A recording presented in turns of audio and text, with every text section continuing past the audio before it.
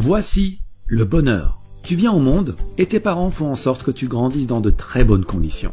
Tout va bien, tu as tout ce dont tu as besoin. Tu manges, tu dors, tu as tes jouets, tes vêtements, tu es au calme. Et ça va durer longtemps. Après tout, c'est ça le bonheur, non? Tu es libre de faire ce que tu veux. Eh ben non, car tes parents, ils t'envoient à l'école. Ils sont contents, pas toi, mais tu t'y feras. Tu te lèves donc chaque jour à 6h30 pour arriver à l'heure. Tu suis les cours pendant 7 heures, on te donne des devoirs, tu étudies pour passer des examens. Et chaque semaine, tu reçois une récompense pour tes efforts, le week-end. Ce processus se répète tous les jours, toutes les semaines, tous les mois pendant 20 ans, en estimant que tu ne redoubles pas et que tu finisses à l'université. Après tout ce temps, tu as ton diplôme. Tu deviens la fierté de tes parents, de tes professeurs, de tes amis, car on t'a toujours dit qu'avoir un diplôme était synonyme de réussite. Ça y est, tu as enfin réussi. Tu peux désormais te reposer et faire tout ce dont tu as envie durant le reste de tes jours. Après tout, c'est ça le bonheur, non? Tu es libre de faire ce que tu veux. Eh ben non, pas vraiment. Maintenant, il faut trouver un travail. Ah bon, pourquoi? Ben pour gagner de l'argent.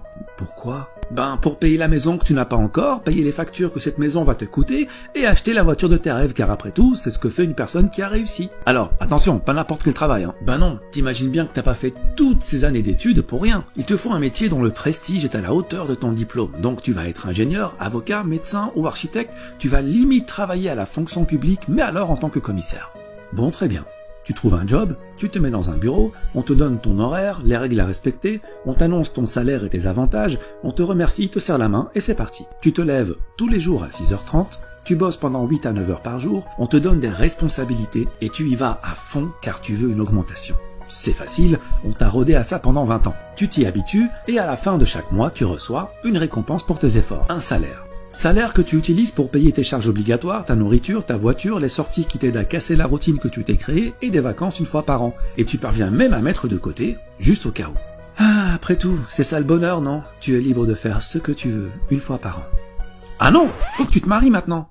Ben, pourquoi? Ben, pour ne pas rester seul, enfin. Et puis t'as de l'argent de côté, maintenant tu peux fonder une famille. Il faut bien que tu aies des enfants. Des enfants? Pourquoi? Car c'est un bonheur d'avoir des enfants pour être fier d'eux. Regarde ce qu'est devenu l'enfant que tu étais et on est fier de toi. Et c'est ça le cycle de la vie. Bon, très bien. Tu trouves un ou une partenaire, tu te maries, tu fais des enfants. Mais attention, t'es pas en pause carrière. T'avais déjà 8 heures de ton temps quotidien passé au travail. Rajoute 3 à 4 heures par jour pour t'occuper des enfants et trouver des activités. Mais comme après une longue journée de travail, t'as qu'une envie, c'est de te reposer, tu compteras sur le week-end, qui à la base était une récompense, mais qui va devenir la condensation de tout le temps que tu n'as pas pu passer en famille. Ce processus se répète tous les jours, toutes les semaines, tous les mois, pendant 40 ans. Tu as 65 ans, tu es pensionné, tu t'es enfin débarrassé de ton travail. Tes enfants ont grandi, ont fait leur vie. Ta femme est toujours à tes côtés, et vous vivez l'un près de l'autre en profitant du temps qui, contrairement à vous, est éternel. Mais le stress de toute une vie t'a consumé de l'intérieur. Trop d'acharnement, trop d'inquiétude, trop d'anxiété, trop de j'ai pas le temps, trop de j'ai pas le choix. Trop tard. Trop tard. Après tout, c'est ça le bonheur, non? Tu es libre de faire ce que tu veux maintenant. Oui. Maintenant, oui. Tu vois, cette vie-là, c'est un peu comme l'âne et la carotte. L'âne avance pour manger la carotte. Mais lorsqu'il avance, la carotte avance aussi, ce qui le fait avancer davantage, repoussant toujours plus loin l'objectif de son bonheur. Ce stratagème est orchestré par celui qui le monte et dans son unique intérêt, avec, au bout tout de même, une petite récompense pour l'âne afin qu'il ne se décourage pas. Une petite analogie est nécessaire pour comprendre plus en profondeur. Dans cette situation, qu'est-ce qui fait avancer l'âne? Premièrement, le besoin. Mais pas n'importe quel besoin, le besoin créé par la personne qui le monte.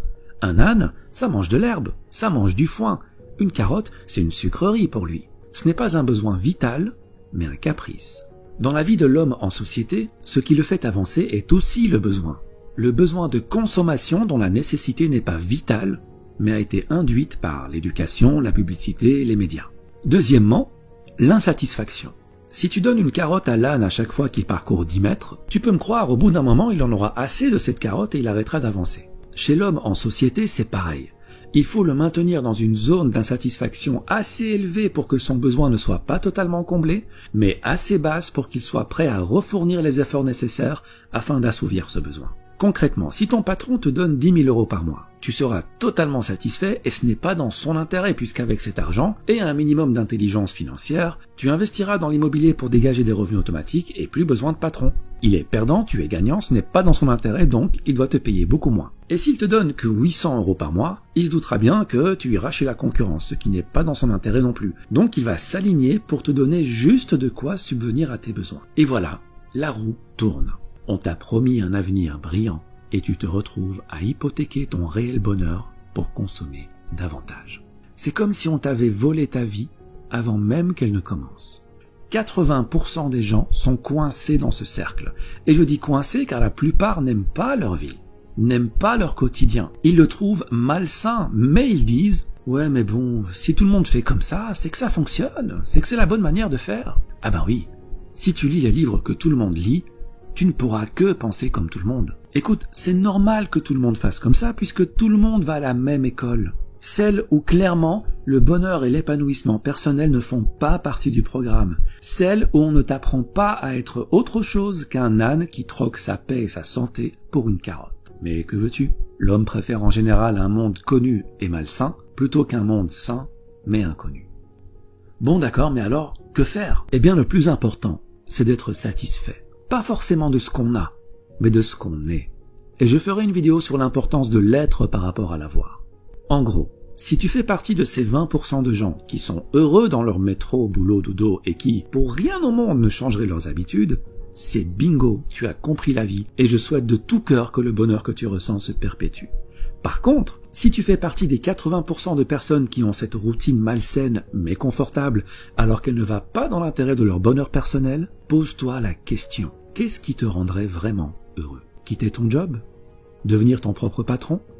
Vivre au soleil? Passer du temps en famille? Avoir une meilleure santé? Une fois que tu as trouvé ton pourquoi, une fois que tu as trouvé ce qui te rendrait plus épanoui, et j'insiste sur ton épanouissement, pas celui de tes parents, pas celui de tes professeurs, pas celui de ton patron, tu vas mettre toutes les chances de ton côté pour devenir cette personne. Car rappelle-toi que dans la vie, tu as le choix. Tu peux choisir de rester à accumuler 7 ans de ta vie devant la télé, car oui, à raison de 2h30 par jour sur 65 ans de vie, t'arrives à 7 ans. Tu peux aussi choisir de rester 15 ans à faire défiler les stories sur ton téléphone, comme tu peux choisir d'utiliser ce temps à te perfectionner dans ce que tu veux être. On dit que 50 heures de pratique dans un nouveau domaine peut déjà produire d'excellents résultats. Il faut jusqu'à 50 000 heures de pratique pour devenir un maître en la matière qui peut changer le monde. Mais en moyenne, 500 heures de pratique te permettront largement d'acquérir une nouvelle compétence, de la maîtriser et de pouvoir l'enseigner. Cela représente 13 semaines à raison de 38 heures par semaine, ce qui fait à peu près 3 mois et demi à plein temps. Si en 3 mois et demi, tu peux acquérir une nouvelle compétence et la maîtriser, combien pourrais-tu en acquérir sur 40 ans de carrière? Et des compétences, des opportunités, des champs de carottes, t'en as à la pelle. Donc voilà ce que tu vas faire. Tu vas arrêter la procrastination, car le temps passe vite et un jour arrivera où il n'y aura plus de lendemain. Tu vas sortir des rangs et marcher sur le chemin le moins fréquenté. Ton chemin, pas celui des autres. Celui qui te rend libre, celui que tu as choisi pour toi. Tu seras seul, c'est normal. Tu perdras le soutien de certains, c'est normal. Mais tu seras enfin ce que tu as toujours voulu être. Tu suivras enfin cette petite voix à l'intérieur de toi qui t'a toujours appelé en vain et que tu as enfin décidé d'écouter. Et c'est ça le bonheur. Être notre véritable nous, tout simplement. Il y a un temps de vie qui t'est donné dès la naissance. La question n'est pas combien de temps. Ça, personne ne le sait. La question est comment tu utilises ce temps. C'est ça qui va déterminer ton bonheur. Repère ce que tu veux devenir, crois en ce que tu veux devenir et agis pour le devenir. Il ne faut pas oublier que bien que le temps soit immortel, toi, tu ne l'es pas. Alors utilise-le sagement et marche sur le chemin qui te convient le mieux. Merci et à bientôt.